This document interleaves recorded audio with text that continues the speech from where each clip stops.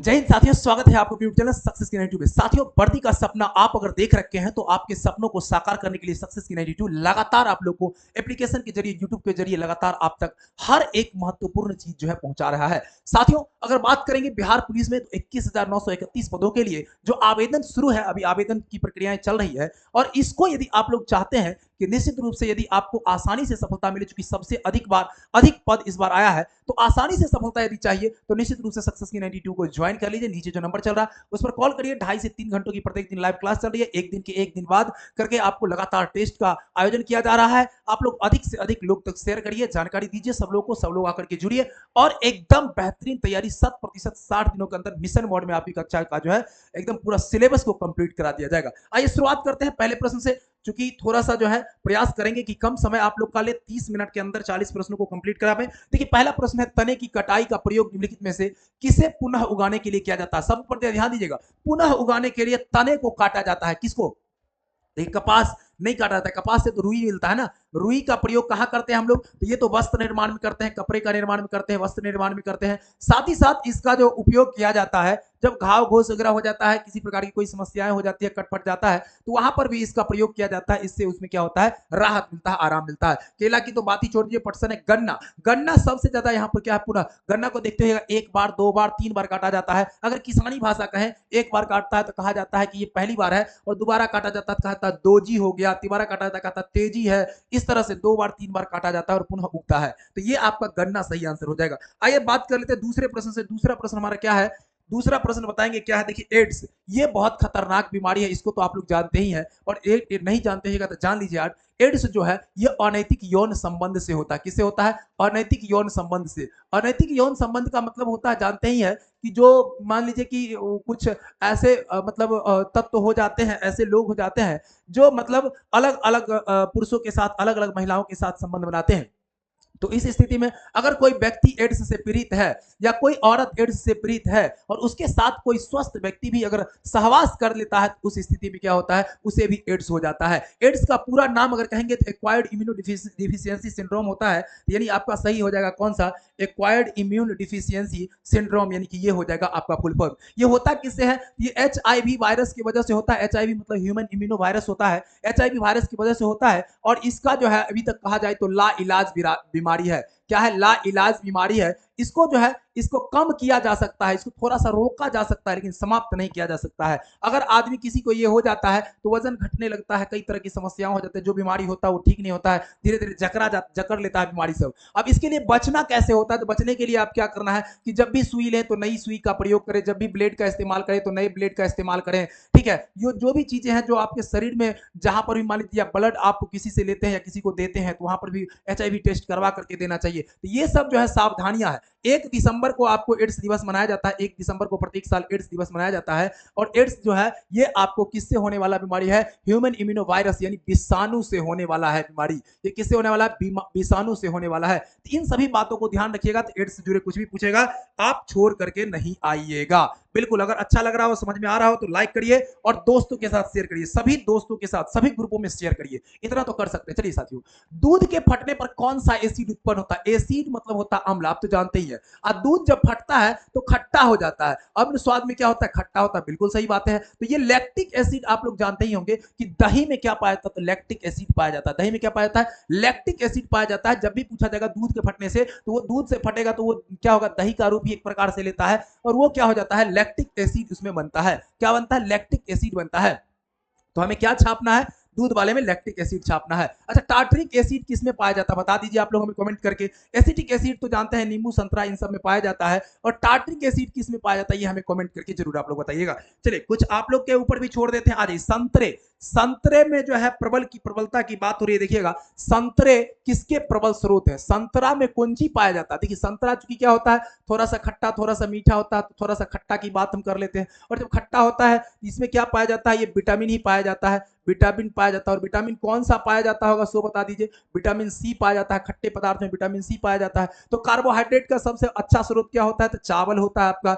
चावल है, गेहूं है, आलू है, गेहूं है, आलू है, इस सब में क्या पाया जाता है? कार्बोहाइड्रेट पाया जाता है। वसा का सबसे अच्छा तो गाय और भैंस का जो घी खाते हैं, गाय और भैंस का जो आप घी खाते हैं, भैंस का घी खाते हैं, इसमें सबसे ज्यादा वसा पाया जाता है। बाकी जितने भी तेलीय पदार्थ होता है सारे में वसा पाया जाता है। प्रोटीन के सबसे ज्यादा अच्छा स्रोत अरहर का दाल है।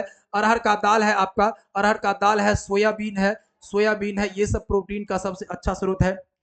विटामिन की बात करें, विटामिन की खोज फंक ने करी थी। विटामिन को अलग अलग डिवाइड मतलब भागों में बांटा गया है। Vitamin A, vitamin B, vitamin C, vitamin D, vitamin E, vitamin K करके। विटामिन ए होता है उसका रेटिनॉल हम लोग कहते हैं, क्या कहते हैं, रेटिनॉल कहते हैं। विटामिन ए की कमी से जो होता है रोग, ए की कमी से क्या होता है रोग होता है, रतौंधी होता है आपका। हम 1 सेकंड रतौंधी होता है आपका, 1 सेकंड हम बर्बाद नहीं जाने देंगे, हर एक सेकंड का उपयोग होगा एकदम निश्चित रूप से। देखिएगा एक एक चीज जो है आप तक जो पहुंचेगा वो एकदम बेहतरीन होगा। ध्यान से देखिएगा तो हमें लगता है कि आसान हो जाएगा आपका एग्जाम, एकदम आसानी से आप सफलता प्राप्त करेगा। विटामिन बी जो होता है उसको हम लोग थायमीन कहते हैं, क्या कहते हैं, थायमीन कहते हैं। विटामिन बी की कमी से क्या होता है तो बेरी बेरी रोग होता है, क्या होता है। विटामिन सी की अगर बात करेंगे तो ये एस्कॉर्बिक एसिड इसके अंदर पाया जाता है, एस्कर्बी रोग होता है, एस्कॉर्बिक एसिड पाया जाता है, एस्कॉर्बिक एस्कॉर्बिक। और ये जो होता है इसका ये इसमें क्या होता है एस्कर्बी नामक बीमारी भी हो जाती है। विटामिन डी की बात करें, विटामिन ई की बात करें तो इस तरह से होता है, कैल्सीफेरॉल, टेकोफेरॉल, ये सब होता है आपका, ठीक है। तो ये होता है, इस सब की कमी से अलग अलग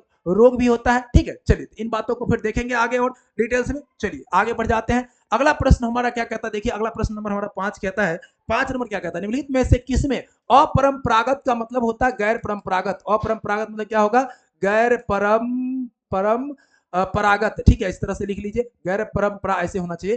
गैर परंपरागत ऊर्जा का स्रोत, देखिए जो एक परंपरागत होता है एक गैर परंपरागत होता है। अगर बात करेंगे परंपरागत में तो परंपरागत जो हो जाता है आपका वो जैसे कि मान लीजिए मिट्टी का तेल, तेल का लैंप, मोमबत्ती, टॉर्च, ये क्या है जो जिसका उपयोग करे और समाप्त हो जाए तो वो परंपरागत स्रोत में आ जाता है, ठीक है। और जिसका उपयोग करे वो समाप्त ना हो तो वो गैर परंपरागत स्रोत में आ जाता है। गैर परंपरागत में सौर ऊर्जा हो गया, सौर ऊर्जा हो गया आपका, वायु ऊर्जा हो गया जिसको पवन ऊर्जा हम लोग कहते हैं, उसके बाद जल ऊर्जा हो गया हम लोग का। ये जो आ जाता है ये किस में आ जाता है, गैर परंपरागत में आ जाता है। यहाँ पर सौर लालटेन जो हो जाएगा, सौर ऊर्जा कभी खत्म नहीं होता है, उसको लगा करके रख दीजिए, वो हमेशा के लिए क्या होगा, कार्य करेगा। तो जो समाप्त ना हो, जो समाप्त ना हो वो आ जाता है गैर परंपरागत में, और जो समाप्त हो जाए वो परंपरागत में आ जाता है। बात करेंगे, चलिए अगले प्रश्न पर। 6 नंबर प्रश्न हमारा क्या कहता है, निम्नलिखित में से, देखिए ध्यान दीजिएगा, निम्नलिखित निम्न यंत्र में से विद्युत धारा का मापन करता है। विद्युत धारा बात करते हैं, विद्युत धारा, विद्युत धारा का बात माप कौन करता है, तो देखिए यहाँ पर वोल्ट मीटर है, एनीमोमीटर है,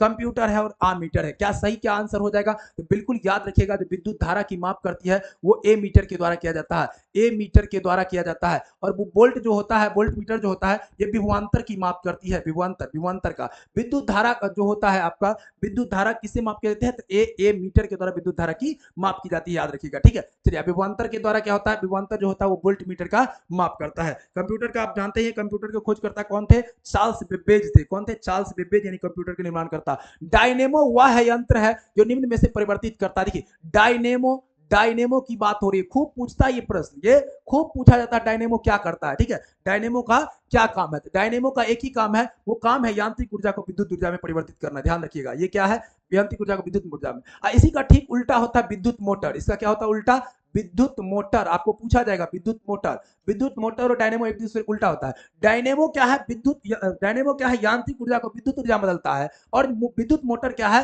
विद्युत मोटर नाम है, तो विद्युत ऊर्जा को क्या करता है, यांत्रिक ऊर्जा में बदलने का काम करता है। इसी तरह बल्ब अगर आपको पूछ दे कि विद्युत बल्ब होता है वो किससे, किस चीज को किस में परिवर्तित करता है, विद्युत ऊर्जा को बदलेगा प्रकाश ऊर्जा में, किसको, विद्युत ऊर्जा को बदलेगा किसमें, प्रकाश ऊर्जा में बदलेगा, विद्युत ऊर्जा को प्रकाश ऊर्जा में बदलेगा, ठीक है। इन बातों को भी आप ध्यान रखिएगा। चलिए आगे बढ़ जाते हैं। आगे देखिए गैल्वेनीकरण, गैल्वेनीकरण को यसद लेपन कहते हैं, या क्या कहते हैं इसको, गैल्वेनीकृत, गैल्वेनाइज्ड कहते हैं इसको, कहे तो यसद लेपन कहते हैं। क्या कहते हैं, यसद लेपन।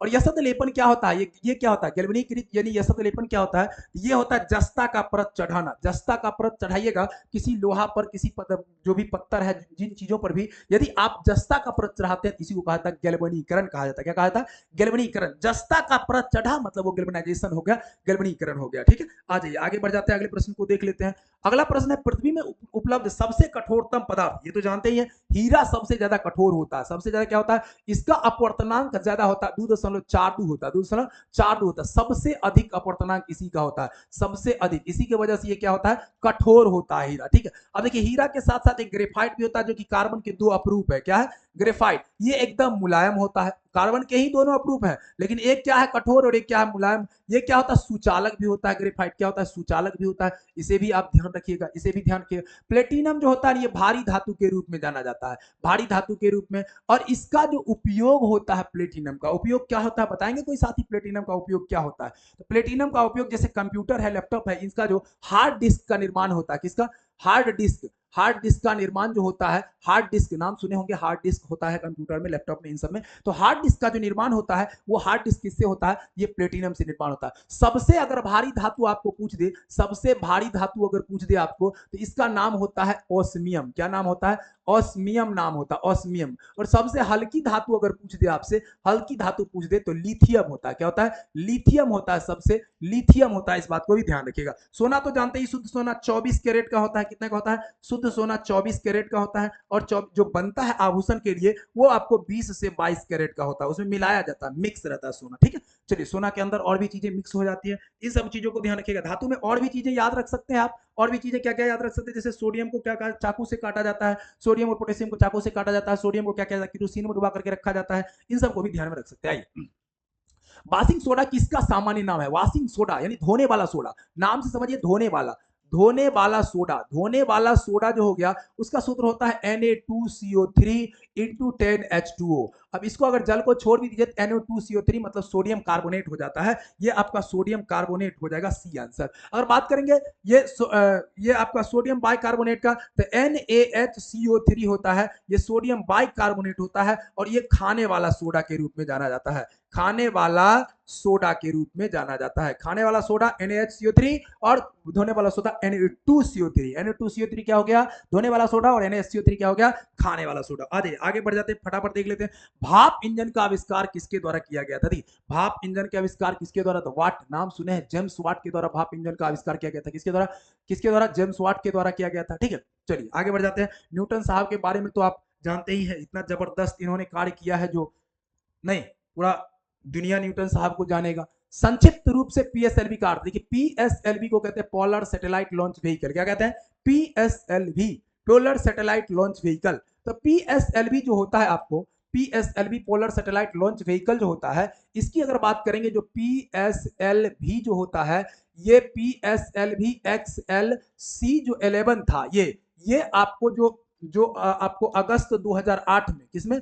8 अगस्त 2008 को जब पहला चंद्रयान जब छोड़ा गया था, तो उसका नाम यही रखा गया था, PSLV XLC11। PSLV XLC11 जो था हमारा, ये पोलर सैटेलाइट लॉन्च व्हीकल। लेकिन दूसरा जो छोड़ा गया 2019 में जो छोड़ा गया, उसका नाम बदल गया था, GSLV MK3 रखा गया था, GSLV MK3 रखा गया था। ये 2019 में छोड़ा गया था। ये चंद्रयान जो है आपको क्या था, चंद्रमा की सतह से 2.4 किलोमीटर दूर पर ही क्या हुआ था, संपर्क इसका टूट गया था। इसके बाद अभी जो छोड़ा गया, अभी जस्ट जो छोड़ा गया आपको कल के डेट में, अर्थात 14 तारीख के डेट में, जो 14 जुलाई को छोड़ा गया है, वो कौन सा छोड़ा गया देख लीजिए। वो तीसरा जो छोड़ा गया आपका, वो LVM M3, उसके बाद जो है M4, ये था आपका LVM3 M4 छोड़ा गया है। ये जो है आपको लगभग 3900 केजी का है वजन का, 3900 केजी वजन का है। और ये अभी जो है सफलतापूर्वक चंद्रमा पर जो है, अभी तक तो पूरी तरीके से ऑर्बिट में बैठा नहीं है, लेकिन सफलतापूर्वक ये लॉन्च हो चुका है। ठीक है, इस बातों को ध्यान रख सकते हैं। इससे जुड़ा हुआ ये थीम पूछ सकता है तीसरे नंबर करंट में। थीम ये है इसका कि science of the moon, science of the moon क्या है इसका? साइंस ऑफ द मून इसका जो है, ठीक है, साइंस ऑफ द मून इसका जो है, याद रखिएगा, थीम है इसका। ठीक ना, आगे बढ़ जाते हैं, अगला प्रश्न देख लेते हैं। अगला प्रश्न हमारा क्या है?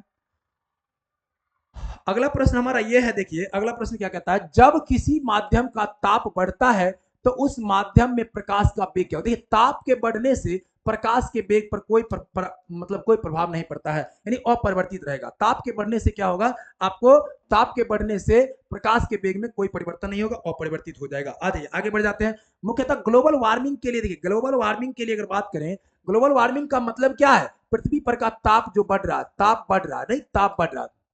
अब ताप बढ़ने में क्या है? तो 3 चीजें महत्वपूर्ण है। मीथेन आपका, 4 चीजें, मीथेन है, कार्बन डाइऑक्साइड है और CFC है। मीथेन, कार्बन डाइऑक्साइड और CFC ये जिम्मेवार है। इसमें आपको कार्बन डाइऑक्साइड हो जाएगा मुख्य रूप से ग्लोबल वार्मिंग के लिए क्या है, ये आपको उत्तरदायी है। इनमें से कौन सा मच्छरों से फैलने वाला रोग है? देखिए मच्छर से फैलने वाला रोग नहीं है ये पूछा गया। डेंगू बुखार मच्छर से ही होता है, ये आपका मलेरिया मच्छर से ही होता है, फलेरिया ये भी होता है, घेघा रोग नहीं होता, ये आयोडीन की कमी से होता है। ये किसकी कमी से होता है? आयोडीन की कमी से होता है। आयोडीन की कमी से होता है घेघा रोग, इस बात को ध्यान रखेंगे, ठीक है। डेंगू हो गया, मलेरिया हो गया, ये सब मादा एनोफिलीज मच्छर के काटने से मलेरिया होता है। चलिए आ जाइए अगला देख लीजिए, पालक के पत्ते में सबसे ज्यादा क्या होता है? देखिए कहा जाता है पालक का पत्ता अगर खाइएगा तो आयरन की कमी नहीं होगी। आयरन मतलब क्या होता है जानते ही आपको, ये खून, खून की कमी नहीं होती है, खून के अंदर ये पाया जाता है लोहा धातु एफी पाया जाता है, इसकी कमी नहीं होगी, इसकी प्रबलता रहेगी। तो मतलब क्या होगा, लोग स्वस्थ रहते हैं, ब्लड ठीक ठाक होता है। विटामिन ए तो जान ही ले, केरोटीन सबसे ज्यादा गाजर में पाया जाता है, गाजर में पाया जाता है केरोटीन सबसे ज्यादा पाया जाता है, ठीक है। विटामिन ई है आपका। चलिए आगे बढ़ जाते हैं, दंत क्षय का कारण क्या है? दंत क्षय क्यों होता है? दंत अस्थि क्षय कहा जाता है। दंत क्षय का मूल वजह होता है कि जब भी हम लोग कोई पदार्थ खाते हैं, मीठे खास करके, क्या मीठे पदार्थ जब भी खाते हैं तो मुंह के अंदर क्या होता है, वो चिपक जाता है, और जब बढ़िया से उसकी सफाई नहीं होती, धोते नहीं है अच्छी तरीके से, तो वो क्या होता है, बैक्टीरिया जनित जो है ये संक्रमण हो जाता है उसके अंदर, उसमें बैक्टीरिया पनप जाता है, और वो धीरे धीरे उसकी परत को क्या करता है, कमजोर कर देता है, और इतना कमजोर कर देता है, इतना कमजोर कर देता है कि उसमें गड्ढा या खोदर हो जाता है, और तब जाकर के दर्द की प्रक्रिया शुरू होती है। तो बचपन अवस्था में खास करके जब माता पिता ध्यान नहीं देते, जब गार्जियन ध्यान नहीं देते हैं, तो उस अवस्था में ये थोड़ा ज्यादा प्रभावी हो जाता है, और आगे चल करके जो है वो बहुत ज्यादा नुकसानदायक होता है, परेशान करता है। ये आपका सही आंसर हो जाएगा। आगे एंटीटॉक्सिन की बात कर लेते हैं। एंटीटॉक्सिन का इंजेक्शन किसकी रोकथाम के लिए किया जाता है? देखिए एंटीटॉक्सिन, ये टेटनस जो होता है ना, टेटनस, टेटनस जब कोई पुरानी कील पैर में घुस जाए, या पुरानी चीजें अगर मान लीजिए कि धस उस जाता है या कट फट जाता है, तो वहां पर टेटनस होने का संभावना होता है, तो ये टेटनस की जगह एंटीटॉक्सिन का जो है इंजेक्शन लगाया जाता है। बात करें अल्बर्ट आइंस्टीन क्या थे? अल्बर्ट आइंस्टीन क्या थे बताइए? रसायन शास्त्री थे, या रसायन शास्त्र में योगदान उनका है लेकिन भौतिक शास्त्री थे वो क्या थे? अल्बर्ट आइंस्टीन क्या थे? भौतिक शास्त्री थे, ठीक है। आ जाइए, टेलीफोन का आविष्कार किसके द्वारा किया गया था? टेलीफोन की बात अगर कर ले हम लोग, तो टेलीफोन का आविष्कार किसके द्वारा किया गया था? तो ये ग्राहम बेल के द्वारा किया गया था। ग्राहम बेल के द्वारा, ग्राहम बेल के द्वारा टेलीफोन का आविष्कार किया गया था। और इन्हीं की थी गर्लफ्रेंड, इन्हीं की गर्लफ्रेंड कौन थी? इन्हीं की जो गर्लफ्रेंड थी वो, उनका नाम था हेलो, हेलो, ठीक है, इन्हीं का नाम था हेलो। आज तक जो हम लोग हेलो बोलते हैं शुरुआत में, तो वो फोन करते थे तो वो अपने हेलो को, अपने डार्लिंग को बुलाते थे हेलो, लेकिन वही हेलो जो है प्रचलन में आ गया, और सभी लोग आज तक हेलो ही कह रहे हैं, ठीक है। वो किसको हेलो ही कह रहे थे? अपने गर्लफ्रेंड को कह रहे थे हेलो, और वो हेलो आज तक हर एक इंसान के जीवन में छप चुका है, एकदम फिक्स हो चुका है। जब भी फोन करेंगे तो हेलो, हेलो ही करते हैं ना, हेलो ही करते हैं। तो ये किनका? ये ग्राहम बेल, इन्हीं के द्वारा आविष्कार किया गया था, और बात करते थे अपनी गर्लफ्रेंड को ही लगा करके, तो वहीं से ये हेलो शब्द आया है। अब चलिए रहने देते हैं, अब बात कर लेते हैं थोड़ा सा अल्वा एडिसन के बारे में। कहा जाता है कि 9,999 बार फेल होने के बाद ये जो है बल्ब का आविष्कार किए थे, बल्ब का आविष्कार किए थे ये, नहीं आज पूरा दुनिया प्रकाशित है इन्हीं के वजह से। नहीं, गैलीलियो के बारे में जानते ही हैं, जड़त्व का नियम इन्होंने दिया था, जड़त्व का नियम, जड़त्व का नियम, जड़त्व का नियम इन्होंने दिया था। जी मार्कोनी जानते हैं, बेतार का तार, बेतार का तार कहते हैं ना, जो बेतार के तार का जो संचार हुआ था, जी मार्कोनी का ही दिया हुआ है। तो आशा करते हैं कि आप लोग को अच्छा लगा होगा। अधिक से अधिक दोस्तों तक शेयर करिए, अधिक से अधिक लोगों तक पहुंचाइए, तब जाकर के हमारा मनोबल बढ़ेगा। जितने अधिक से अधिक लोग जुड़ेंगे, उतने जबरदस्त तरीके से आपकी तैयारी होगी। चलिए साथियों, बहुत बहुत धन्यवाद। अधिक से अधिक शेयर करिए। 20 प्रश्न है, आगे भी प्रश्न है, लेकिन उसको अगले दिन करवाएंगे, ठीक है। चलिए बहुत बहुत धन्यवाद।